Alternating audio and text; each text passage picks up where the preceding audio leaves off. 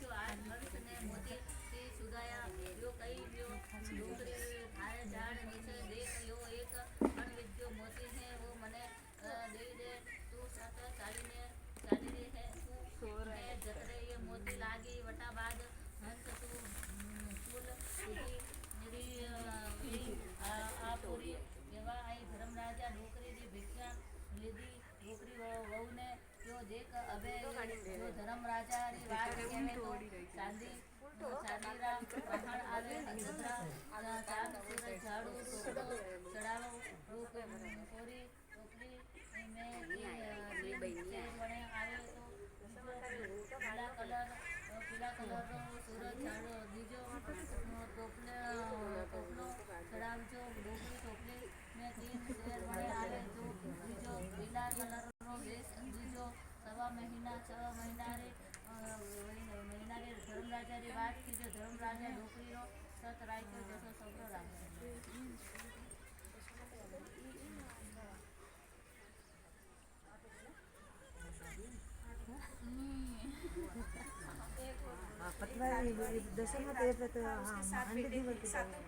सातों की अलग अलग रहती है।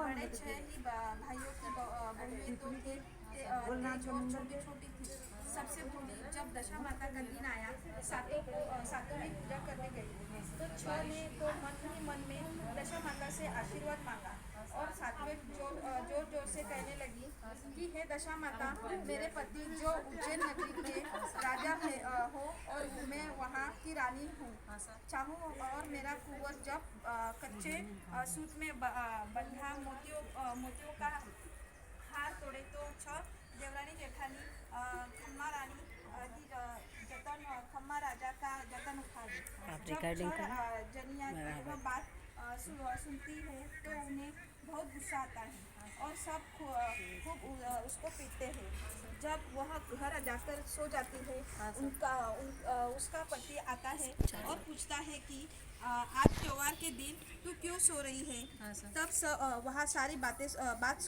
सुनाती है उसके पति को गुस्सा आता है और वह घर छोड़कर जाने लगता है तो उसकी पत्नी रसोई में जाकर भोजन में जो ढोकले बनाए थे उसमें से एक ढोकला लाई दशा माता के डोरे में पिरोया और उसकी चोटी के बांध दिया वह वहाँ से चली जाती है और कहता जाता है कि जहाँ मेरी दशा रोएगी वहाँ रोएगा जंगल में थोड़ी दूर जाने पर उसके पाँव में कांटा चुभ जाता है वो जैसे ही झुकता है कि थोड़ी दूर पर सभी देवियाँ दशा माता आस माता लक्ष्मी माता नींद उलझ भूख और प्यास खेल रहती है तब सभी आपस में लड़ती है और उसे कहती है कि इसने मुझे प्रणाम किया दूसरी कहती है मुझे इस तरह झगड़ा शुरू हो जाता है तब दशा माता आस माता कहती है कि जाओ सभी बारी बारी से उसे पूछाओ सबसे पहले भूख जाती है और पूछती है कि तुमने मुझे प्रणाम किया फिर प्यास कहती है वह कहती है कि मेरा गला तो सूख रहा है तुमने प्रणाम किया कैसे करूं फिर उलझ जाती है और बाद में नींद तब वह सभी को इसी तरह जवाब देती है आखिर में दशा माता आस माता और लक्ष्मी माता जाते हैं तो वह पूछता है कि आप कौन हो तब वह बताती है कि मैं दशा माता दूसरी कहती है कि मैं आस माता तीसरी कहती है मैं तो लक्ष्मी हूँ तब वह तीनों को प्रणाम कर कहती है मैं तो आपकी ही माला फेर रहा था बाद में वह अपनी पत्नी की सारी बात दशा माता आस माता को कहकर सुनाता है तब वह उसे एक कोड़ा देता है और कहता है कि उज्जैन नगर में एक राक्षस है जो रोज वहाँ के लोगों को मार कर खाता है अगर तुम उसे खुश कर दे तो सब कुछ मिल सकता है तब वह उसने उपाय पूछाया और दशा माता आस माता उसे उपाय बताती है कि उसके लिए 12 तो खाजरू की कढ़ाई 12 ही पानी के होद 12 दारू की डंडी, 1.25 मन की गादी, पीने के लिए दुकान, इतना सब कर दो, वह खुश हो जाएगा।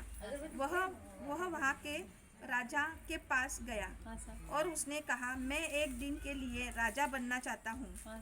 तब सभी उसे पर हंसे। राजा ने कहा, एक दिन में क्या जाता है, बना दो। इधर नगर में उस दिन एक बुढ़िया के बेटी की बारी थी।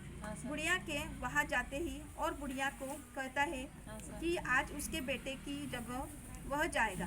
तब वह सेवकों को कहता है कि 12 तो खाजरू की कढ़ाई भरवाओ, 12 ही पानी के खोद, मदिराओं का 1.25 मन की गादी और हुक्का दो।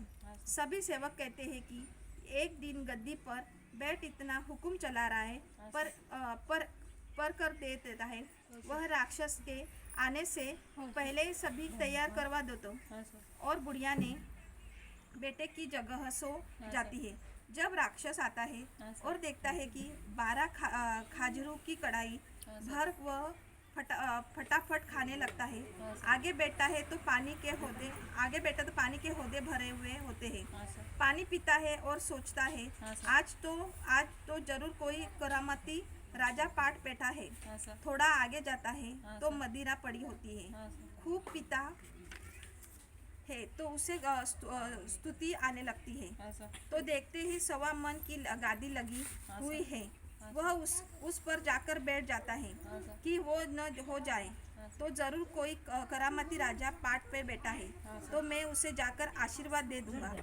इधर वहाँ राजा सिंहासन के पास ही माला लेकर नीचे बैठा था और दशा माता की माला फेर रहा था। तब धम धम पाँव की आवाज़ आने लगी। तो वह सोचता है कि मैंने इतना व्यवस्था की, फिर भी वह तो इधर ही आ रहा है। तो उसके हाथ में जो कोड़ा होता है उसे एकदम फेंकने लगता है। तो वह राक्षस कहता है कि मुझे मत मारो, मैं तुम्हें मार कर फेंक लिए नहीं आया, मैं तो तुम्हारा आशीर्वाद देने आया हूँ।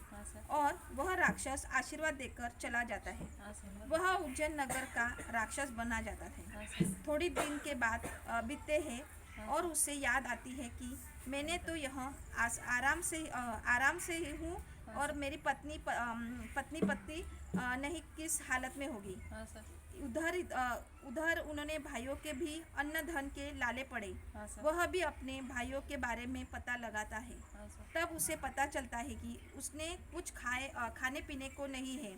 वह मन में ही विचार कर रहे कि अब क्या करने का। उनको यह बुलाया, मन में विचार कराया और कि तालाब खुदवाया, जिस पर बहुत काम करने वाले आए। तब उसके भाभी काम की तलाश में आए थे। उन्हें पता चला कि पास के नगरी में एक तालाब खुद रहा है और शायद वह काम मिल जाए। तब 6 भाई और 7 ही औरतें वहाँ जाने लगे। 6 ही जेठानियाँ कहने लगी कि छोटी बहू को मत लो, यह कामनी कही राजा को मोह लेगी। परंतु भाइयों कहते हैं कि यह अकेली यहाँ कैसे रहेगी, वह पर थोड़ा बहुत काम करेगी। सभी वहाँ जाते हैं और काम करते हैं। तब राजा गुगरी बनाता है और सेवक को भेजता है कि सबको दे देना, पर वह 6 आदमी और 7 औरतों को मेरे महल में भेज देना, गुगरी मैं ही दूंगा उनको। तब वह सभी आते हैं। राजा सभी को एक एक झोली भरकर गुगरी देता है और छोटी बहू को 2 झोली भर देता है। तब सभी जेठानियाँ कहती है कि हमने पहले ही कहा था ना, सजा पर कुछ कामना करेगी, इसे साथ में मत लेना। दूसरे दिन से ही राजा 6 की भाइयों को तो चौकीदारी में खड़ा कर देता है। भाभीियों को घोड़े का आलवन पीसने के लिए बिछा देता है और छोटी बहू को रस्सियों में लगवा देता है। अब वह 6 ही जनियाँ बहुत जलने लगी। फिर से दूसरी दिन राजा दासी के कहलाता है भेजता है कि रसोई में नई जो औरत आई है उसे पानी लेकर ऊपर कमरे में भेज दो। जब दासी ने उसे जाकर कहा तो बेचारी डरने लगी, पर राजा का हुक्म था। सो वह पानी लेकर गई। तो राजा ने उससे कहा कि मेरी पीठ पर हाथ फेर दो। वह डर गई पर कुछ नहीं बोली।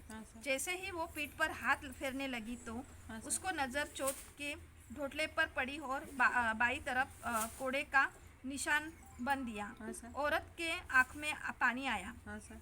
तब राजा बोला, पानी तो ठंडा है, यह गर्म पानी कहाँ से आया? हाँ सर। तो पीछे फिर कर देखा हाँ सर। कि रानी तुम्हारे आंखों में आंसू क्यों? तुम वह बात है हाँ सर। कि मेरी पत्नी भी झगड़े की वजह से घर छोड़कर चली गई, अब पता नहीं कहाँ होगी। तब राजा कहता है कि रानी, आपने पहचाना नहीं, हम ही आपकी पत्नी है। दोनों हंसी खुशी रहने लगे। इधर वो ही बहुत जलने लगी कि हम तो पीसने भी भीगते हैं और वह अंदर आराम से रहती है। परंतु छोटी बहू यह कहकर टाल देती थी कि राजा का हुक्म मैंने मानना पड़ेगा। ऐसे कहते बहुत दिन हो गए, वह गर्भवती हो गई और उससे बेटा हुआ। वापस वही दशा माता का दिन आया। तब राजा ने ढिंडोरा पिटवाया कि सभी जने पूजा करने एक दिन पीपल पर आ जाओ। सभी 6 ही जेठानी भी पूजने आई। इधर रानी रजधन के कच्चे सूत में मोतियों का हार पहन कर आई। पूजा करने बैठी कि दासी उसके बच्चे को लेकर आई और गोदी में लिया। तभी बच्चे ने झटपट अकर मार कर हार टूट गया। इधर वही सभी भी पूजा कर रही थी तो दौड़ते आई और उपपक्षु मानकर खम्मा राजा का जख्म करते करते मोती उठा दिया और हार पिरोया। सभी जिठानियाँ छोटी बहू के पाँव पकड़ने लगी। तब वह कहने लगी कि आप तो मुझे बड़े हैं, आप लोग ने तो पहचान नहीं लिया, ये क्या है? देवरानी ने पर ये दशा माता हमको टूटे है। तब राजा अपने सभी भाइयों को भी एक एक गांव देने लगे और सभी राज्य खुशी रहने लगी। हे दशा माता, उनको टूटा वैसे ये किस चीज़ का पूजा है माता जी का? ये आज दशा माता दशा माता का होली पूजा। के दूसरे दिन से ही बातें सुनते हैं। अच्छा, तो कितने दिन? आज ही केवल नहीं 10 दिन 10 दिन होगा। आज से। आज से चालू हुआ, इसी समय रोज होगा। हाँ, रोज आना अभी रोज आने का। ठीक है, आएंगे। दशा माता की जय।